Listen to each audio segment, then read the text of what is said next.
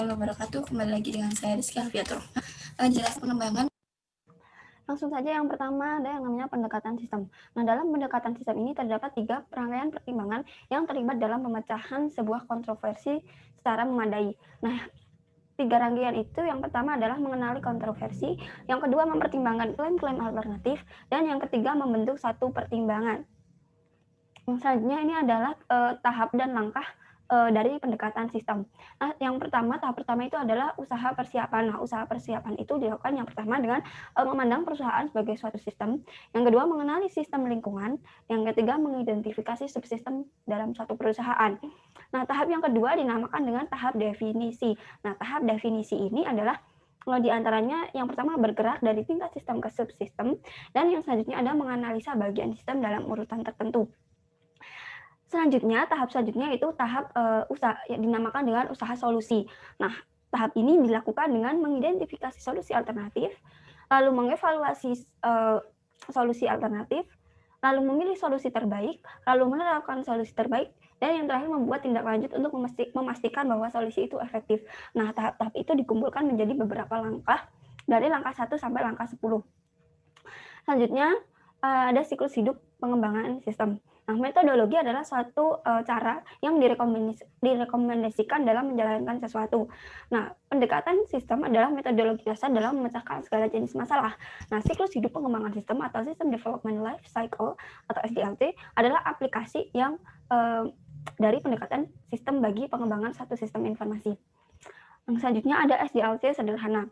Nah, SDLC sederhana atau tradisional. Nah, SDLC tradisional itu sering disebut dengan pendekatan air terjun karena pekerjaannya mengikuti satu pola yang teratur dan dilaksanakan dengan cara dari atas ke bawah. Nah, aktivitas ini memiliki aliran satu arah menuju ke penyelesaian proyeknya. Tahap pekerjaan pengembangan sistem yang perlu dilaksanakan itu diantaranya yang pertama ada tahap perencanaan, lanjut ke tahap analisis, lalu tahap desain, tahap implementasi, dan yang terakhir tahap penggunaan. Nah, ini ada gambaran bagaimana tahap-tahap dalam SDLC tradisional. Selanjutnya ada prototyping. Nah, prototyping ini adalah satu versi dari sebuah sistem potensial yang memberikan ide bagi para pengembang dan calon pengguna bagaimana sistem itu akan berfungsi dalam bentuk yang telah selesai. Nah, proses prototype ini disebut dengan prototyping. Nah, dengan jenis-jenis prototype ini ada 2. Yang pertama ada prototype evolusioner atau evolutionary prototype. Ini dia akan terus-menerus disempurnakan sampai memiliki seluruh fungsionalitas yang dibutuhkan pengguna dari sistem yang baru. Jadi, satu prototype ini akan menjadi sistem aktual. Selanjutnya ada prototype persyaratan atau requirement prototype. Nah, prototype ini dikembangkan sebagai satu cara untuk mendefinisikan persyaratan-persyaratan fungsional dari sistem yang baru ketika pengguna tidak mampu menggunakan dengan jelas apa yang mereka inginkan. Nah, selanjutnya ada pengembangan prototype. Nah, dari prototype evolutioner sendiri ini pengembangannya dilakukan dengan cara yang pertama mengidentifikasi kebutuhan pengguna, yang kedua membuat satu prototype, dan selanjutnya adalah menentukan apakah prototype dapat diterima. Dan selanjutnya pengembangan prototype persyaratan itu dengan cara yang pertama membuat kode sistem baru, yang kedua menguji sistem baru, dan yang ketiga menentukan apakah sistem yang baru dapat diterima, dan yang terakhir adalah membuat sistem baru menjadi sistem produksi. Nah, selanjutnya ada daya tarik dari dan kesulitan prototipe. Nah, dari daya tariknya itu yang pertama ada membaiknya komunikasi antara pengembang dan pengguna. Yang kedua, pengembang dapat mengembangkan pekerjaan yang lebih baik dalam menentukan kebutuhan pengguna. Yang ketiga, pengguna memainkan peran yang lebih aktif dalam pengembangan sistem. Dan yang keempat, ada pengembangan dan pengembang dan pengguna menghabiskan waktu dan usaha yang lebih sedikit dalam pengembangan sistem. Yang kelima, mengimplementasikan menjadi lebih jauh mudah bagi pengguna untuk tahu apa yang mereka harapkan. Nah, selanjutnya untuk kesulitannya yang pertama, dengan terburu-buru dalam menyertakan prototipe dapat menyebabkan diambilnya jalan pintas dalam definisi masalah, evaluasi, alternatif, dan dokumentasi. Yang kedua, pengguna dapat terlalu gembira dengan prototipe yang memberikan yang mengarah pada ekspektasi yang tidak realistis sehubungan dengan sistem produksi nantinya. Yang ketiga, prototipe evolusioner bisa jadi tidak terlalu efisien.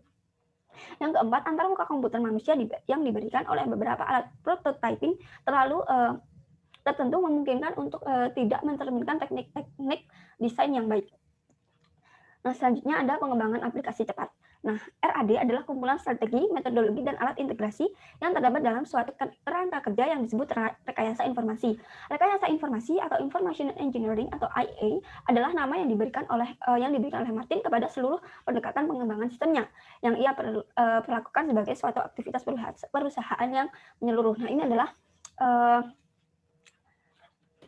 unsur-unsur dari aplikasi dari unsur-unsur penting dari RAD. Yang pertama ada manajemen. Nah, manajemen ini terutama pada manajemen puncak. Selanjutnya ada orang. Nah, yang selanjutnya ada metodologi dan juga ada alat-alat. Nah, selanjutnya ada pengembangan berfase. Nah, satu metodologi pengembangan sistem yang dewasa yang digunakan oleh banyak perusahaan adalah kombinasi SDLC tradisional, prototyping, dan RAD dengan mengambil fitur-fitur terbaik dari masing-masing metodologi. Nah, ini adalah tahapan metodologi pengembangan berfase. Yang pertama ada investigasi awal, lalu dilanjutkan dengan analisis, lalu dengan desain, penyusunan awal, dan setelah disusun itu akan dikaji ulang oleh pengguna. Selanjutnya menunggu persetujuan dan akhirnya akan mencapai di penyusunan akhir. Lalu setelah disusun sudah disetujui, lalu sistem tersebut akan dites dan digunakan.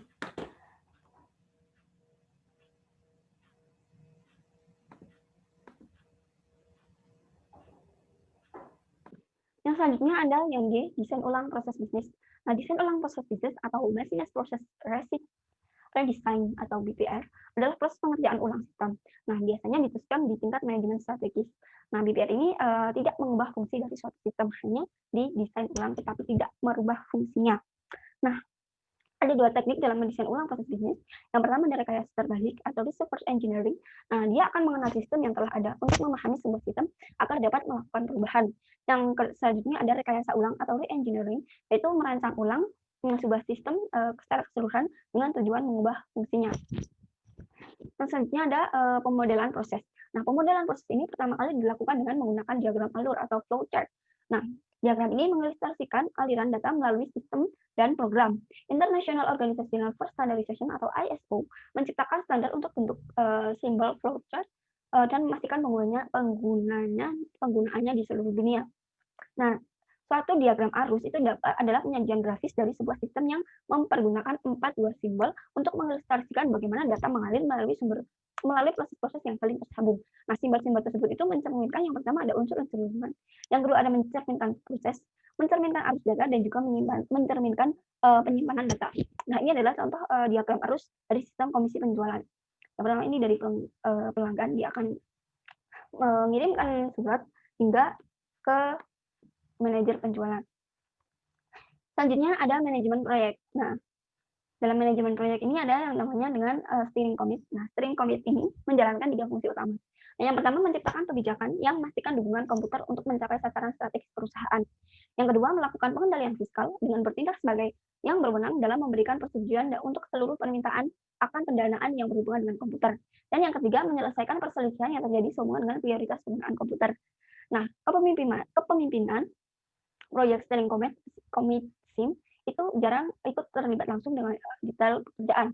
Nah, tanggung jawabnya itu lebih jatuh ke tim proyek. Nah, audit. Sedangkan auditor akan memastikan bahwa desain sistem telah memenuhi beberapa persyaratan tertentu dilihat dari berbagai aspek. Yang pertama segi keakuratan, pengendalian, keamanan, dan auditabilitas. Yang selanjutnya ada mengestimasi biaya proyek. Nah, itu terdapat banyak sekali metode untuk mengestimasi biaya dan jadwal proyek. Yang kurang lebih itu dari semua metode itu mengandalkan 3 komponen. Komponen yang pertama ada informasi yang mengenai sistem tertentu dan orang yang akan menjalankan pengembangan sistem. Yang kedua pengalaman historis dan juga yang terakhir ada pengetahuan mengenai proses pengembangan, peranti lunak, dan alat-alat teknik estimasi. Dan yang terakhir ada alat dan teknik serta input dan output pengestimasian biaya. Nah, untuk inputnya itu ada work breakdown structure. Ada juga kebutuhan sumber daya. Dia juga membutuhkan tarif sumber daya dan juga estimasi durasi aktivitas. Dan yang terakhir ada informasi historis. Nah, input tersebut akan diolah dengan teknik dan alat yang pertama estimasi analogis, estimasi dari atas ke bawah, dan alat-alat yang alat-alat telekomputerisasi. Nah, untuk setelah diolah, input tersebut akan menghasilkan yang pertama estimasi biaya, lalu detail-detail pendukung, dan juga rencana manajemen biaya. Nah, itu saja yang dapat saya sampaikan. Apabila banyak kekurangan, saya mohon maaf. Sekian dari saya. Wassalamualaikum warahmatullahi wabarakatuh. Semoga bermanfaat.